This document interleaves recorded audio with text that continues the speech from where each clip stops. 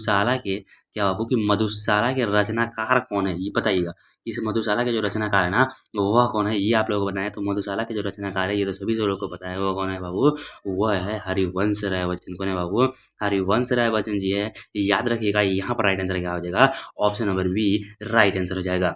देखिएगा हमारा अगला नवा प्रश्न काफी महत्वपूर्ण प्रश्न है यहाँ पर कि मेरी प्रिय पुस्तक का लेखक कौन है। क्या होगा, मेरी प्रिय पुस्तक जो है ना पाठ, उसके जो लेखक है वह कौन है ये आप लोगों को बताना है। तो वो है बाबू हमारे प्रेमचंद। कौन है बाबू, प्रेमचंद है। याद रखिएगा आप लोग कलम और कॉपी लेकर बैठते रहिए और नोट करते चलिएगा जो प्रश्न आप लोगों को नहीं आता है। ओके बाबू, ताकि आप लोगों को बोर्ड एग्जाम में ना किसी प्रकार की समस्या नहीं आए। ओके बाबू, तो यहाँ पर राइट आंसर क्या हो जाएगा, option number A right answer हो जाएगा। देखिए हमारा 3 नंबर प्रश्न को कि निम्न में से कौन सा उपन्यास गोदान का पात्र नहीं है ये आप लोगों को बताना है। कि निम्न में से कौन सा जो पात्र है ना वो गोदान का पात्र नहीं है ये आप लोगों को बताना है। तो निम्न में से कौन सा पात्र नहीं है जल्दी जल्दी से बताइएगा।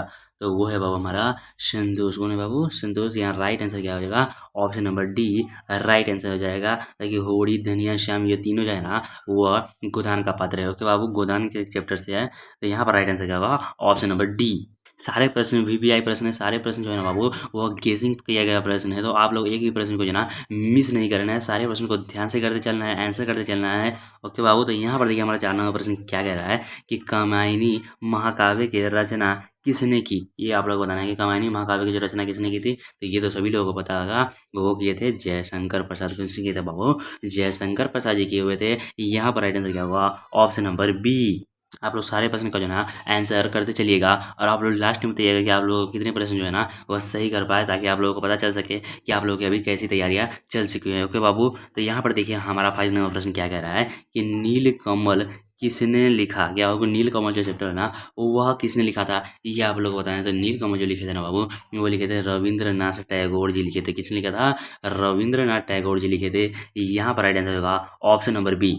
देखिए अगला प्रश्न को काफी महत्वपूर्ण प्रश्न दे रहा है यहाँ पे कि भारतीय संस्कृति पर आधारित निबंध किसने लिखा ये आप लोग बताइएगा। कि भारतीय संस्कृति पर जो आधारित निबंध है ना वह किसने लिखा था ये आप लोग को बताना है। तो वो लिखा था हमारे कौन बाबू, तो वो लिखे थे हमारे महात्मा गांधी जी। किसने लिखे थे, महात्मा गांधी जी लिखे थे। यहाँ पर राइट आंसर हमारा हो जाएगा option number A right answer हो जाएगा। ओके बाबू, देखिएगा हमारा अगला प्रश्न काफी महत्वपूर्ण प्रश्न है यहाँ पे कि सूर्यकांत त्रिपाठी निराला किस युग के प्रमुख कवि हैं ये आप लोग बताना है। कि सूर्यकांत त्रिपाठी निराला जो है वह किस युग के प्रमुख कवि हैं। तो वो है ना बाबू वह छायावाद युग के, ओके छायावाद युग के जो है प्रमुख कवि है। यहाँ पर राइट आंसर क्या होगा, ऑप्शन नंबर बी। प्रश्न देखिएगा यहाँ पे कि सूर्यकांत त्रिपाठी निराला की प्रसिद्ध कविता है। क्या बाबू, कि सूर्यकांत त्रिपाठी निराला जो क्या है ना वो प्रसिद्ध कविता जो है ना वह निम्न में से कौन है ये आप लोग बताना है। तो उसकी जो प्रसिद्ध कविता है बाबू वो है कृष्णा। कौन है बाबू, कृष्णा है। याद रखिएगा आप लोग, यहाँ पर राइट आंसर होगा option number A right answer हो जाएगा। ये हमारा 9 नंबर प्रश्न है कि मधुशाला में मदिरालय। क्या बाबू, कि मधुशाला में मदिरालय का क्या प्रतीक है बताइएगा। कि मधुशाला में जो मदिरालय का प्रतीक है वह क्या है। तो वो जो प्रतीक है ना बाबू वह क्या होता है, वो होता है जीवन। क्या होता है बाबू, जीवन होता है। काफी महत्वपूर्ण प्रश्न इस वीडियो के अंदर लेकर आ गए हैं। एक भी प्रश्न को मिस नहीं करना है, सारे प्रश्न को ध्यान से करते चलना है। क्योंकि बाबू यह प्रश्न जो है ना बोर्ड एग्जाम में बार बार पूछे जा रहे हैं। पूरा गेसिंग प्रश्न हम लेकर आ गए हैं। तो यहाँ पर राइट आंसर क्या हो जाएगा हमारा, option number A right answer हो जाएगा। हम आप लोगों को विदाउट ऑप्शन इस वीडियो में करा रहे हैं जैसा कि आप लोगों को ज़्यादा समय जो है नहीं लगेगा, क्योंकि बोर्ड एग्जाम का जो है ना बाबू ज़्यादा समय जो है ना नहीं बचा है। ओके बाबू, तो यहाँ पर देखिए हमारा प्रश्न क्या कह रहा है कि निम्नलिखित में से कौन सा नारीवाद पर आधारित कृति नहीं है। क्या बाबू, कि निम्नलिखित में से जो है ना वह कौन सा जो नारीवाद पर आधारित कृति जो है ना वह नहीं है ये आप लोग को बताना है। तो वो है ना कौन बाबू, वो है कामायनी। कौन है बाबू, कामायनी जो है ना वह नारीवाद पर आधारित नहीं है। बाकी जीवन और जीवन ये भी नारी पर आधारित है। नारी शक्ति तितली ये तो तीनों है ना बाबू यह नारीवाद पर आधारित है। लेकिन जो यह कामायनी है यह नारीवाद पर आधारित नहीं है। ओके बाबू, तो यहाँ पर राइट आंसर क्या होगा, option number C right answer हो जाएगा। देखिएगा अगला नंबर प्रश्न को ध्यान से कि गोदान में होरी किस पेशे से संबंधित है ये आप लोगों को बताना है। जो गोदान में जो होरी है वह किस पेशे से संबंधित है ये आप लोगों को बताना है। तो होरी जो था ना बाबू गोदान में वह एक किसान था। क्या था बाबू, किसान है। यहाँ पर राइट आंसर क्या हो जाएगा, option number A right answer हो जाएगा।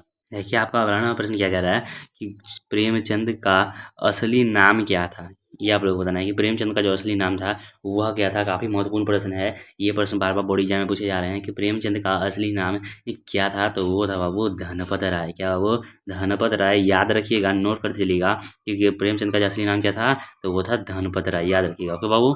देखिएगा प्रश्न को कि छायावादी कवियों के प्रमुख कौन है। क्या होगा कि छायावादी कवियों में प्रमुख जो है ना वह कौन है, ये आप लोगों को बताना है। तो वो है हमारे निराला क्या वो निराला सुमित्रा नंदन पंत। कौन है बाबू? निराला सुमित्रा नंदन पंत है, याद रखिएगा। यहाँ पर राइट आंसर क्या हो जाएगा हमारा?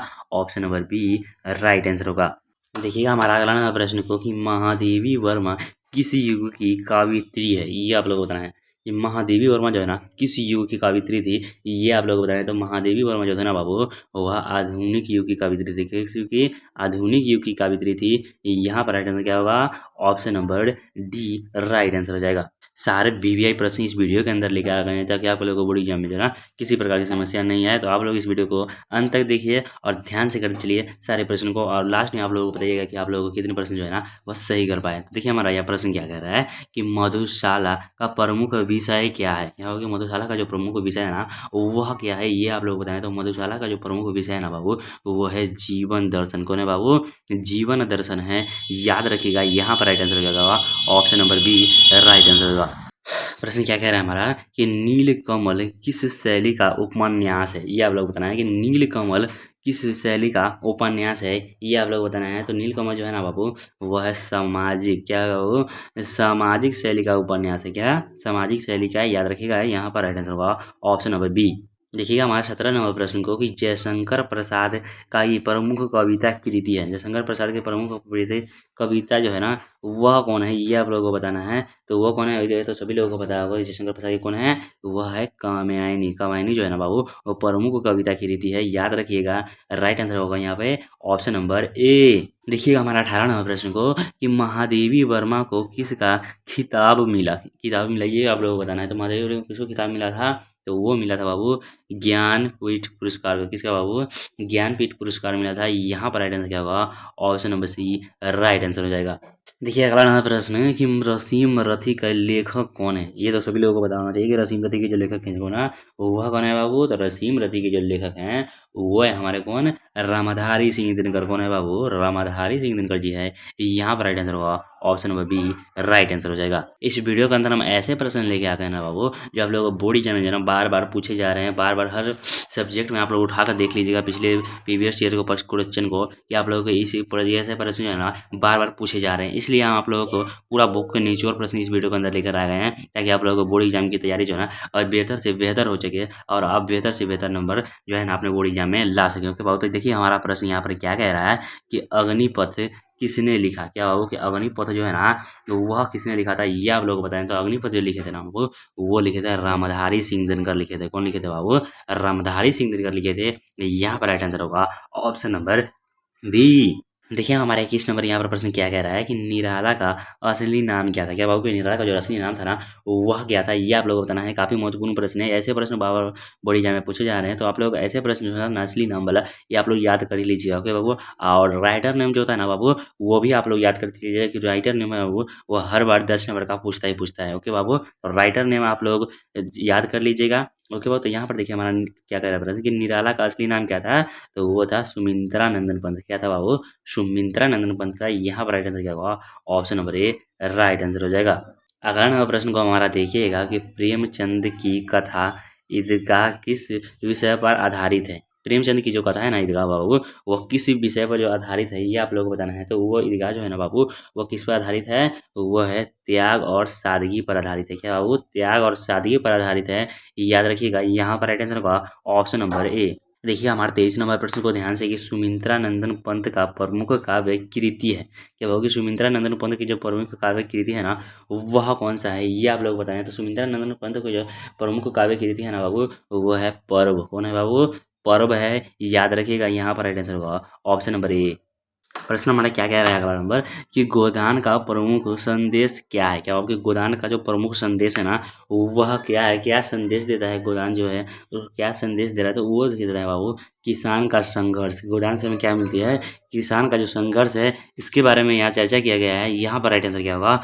Option number B right answer हो जाएगा। देखिएगा 25 नंबर प्रश्न को कि महादेवी वर्मा का जन्म कहाँ हुआ था। काफ़ी महत्वपूर्ण प्रश्न है यहाँ पर, काफ़ी वीवीआई प्रश्न है कि महादेवी वर्मा का जो जन्म हुआ था ना वह कहाँ हुआ था। तो महादेवी वर्मा का जो जन्म हुआ था ना बाबू वो हुआ था कोसी में। कहाँ हुआ था बाबू?